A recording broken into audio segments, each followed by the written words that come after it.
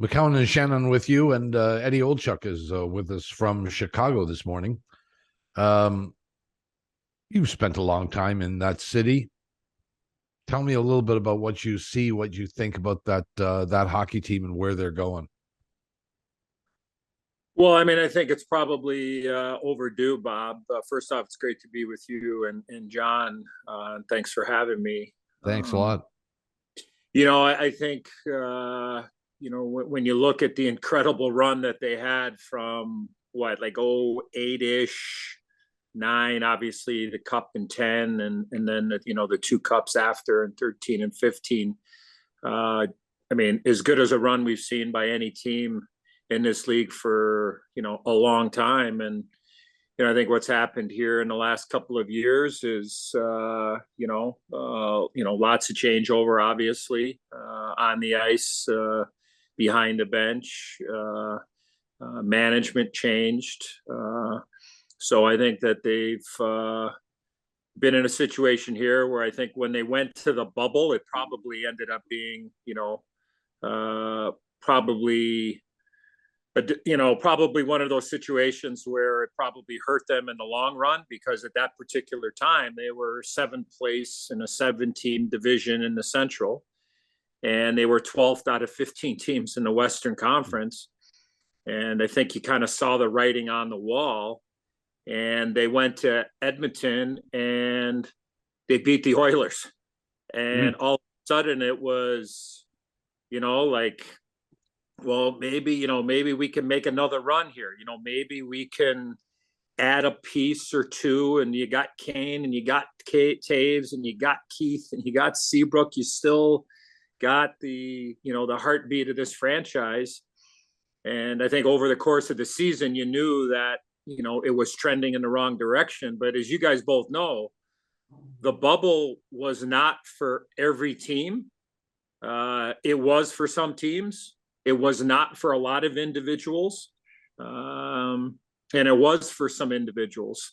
And I think what happened there, Bob, long-winded, is I think there just was that false hope of maybe catching lightning in a bottle and taking another run. But when you look at, since they really kind of made the trade with Panarin to Columbus, Hjalmarsson to Arizona, the Marian Hossa situation where he retired, when you look at that scenario, after I think they had 108 points or whatever it was that year in 16 and 17 and ended up getting swept by Nashville, they haven't been able to recover. And now you're obviously in a situation here now where you've got contracts expiring and players holding the cards, especially with Patrick Kane and Jonathan Taves. So it's probably long overdue, but they've taken a lane, and I think you certainly have to respect that. And we'll see how it all plays out, because when you see teams that look to rebuild or retool or whatever the verbiage is now, it's not necessarily the evaluation in a year or two. It's probably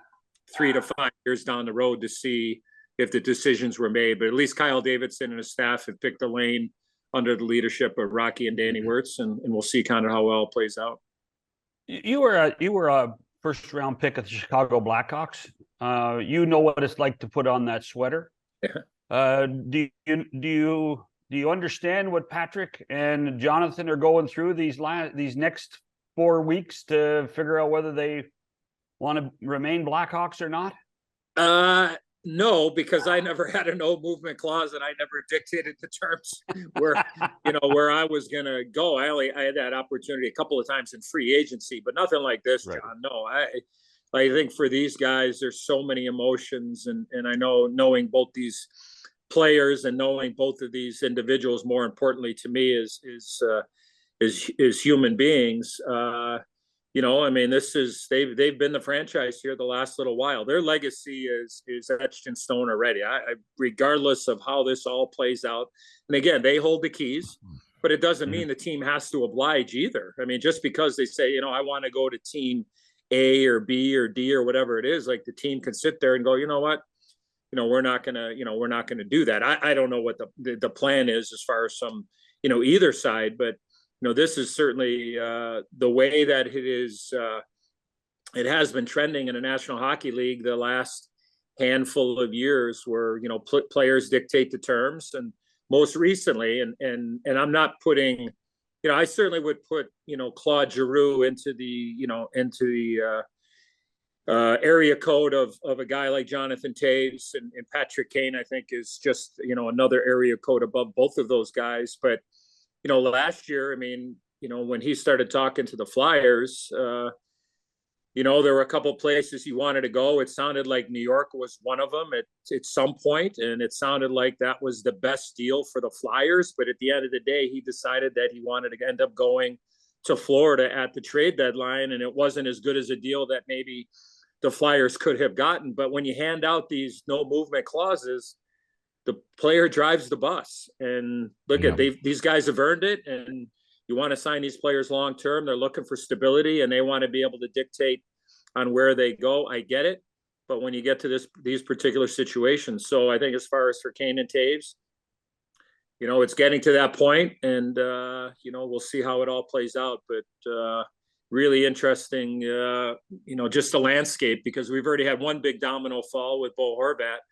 and now you got a guy like Patrick Kane, who I think still can play another 3 to 4 years and be a really impactful player and really get a chance for the first time in a long time to be around if he indeed leaves, or he signs as a free agent somewhere in the summer, or if he stays in Chicago, to see him get with some guys that can really, help him along the way, and not be the guy that is the guy, but be one of the guys, and see how great that he still is, because I still think he can be an 80 to 85 point guy on a team that has obviously, has different aspirations, obviously, right now than what the Blackhawks are doing. Just as one follow-up, sorry, go ahead. Just as a follow-up, would it surprise you that either guy is a Blackhawk on March 4th? Like, would they elect to stay? I guess my question is, would they elect to stay? Yeah, I guess. Yeah, sure. I mean, would it surprise me? I mean, I don't know if it would surprise me.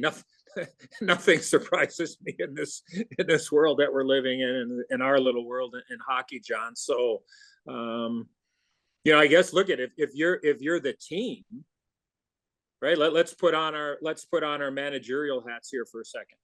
Like, if you have two assets, without a doubt, one asset off the charts, right? I think we would agree on Patrick Kane.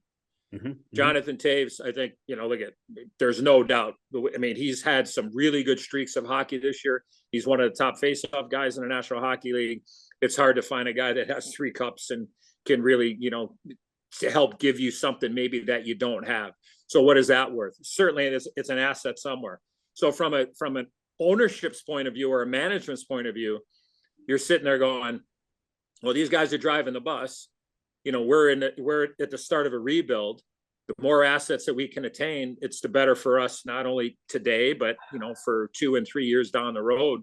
So from the team's point of view, I think we'd all agree is that they're hoping, right? They're hoping that these guys would want to move on and get some assets for them. Look, it doesn't mean you can't re-sign them back in the summer as well, right? I mean, who knows how all this plays out? But they dictate it, they drive the bus, and all eyes will be on Chicago. I don't think there's any doubt here moving forward to see on what these players end up doing. But I could see it, honestly, John. I could see it either way. I really could. I could see it either way. The guys either staying and then playing it out, and then look at from an organization's point for management. This could be with any team. I use this comparison, and again, all due respect to the players involved, I go back to John Tavares when he was in the Island. Garth Snow at that time was the general manager. He wanted to move the asset.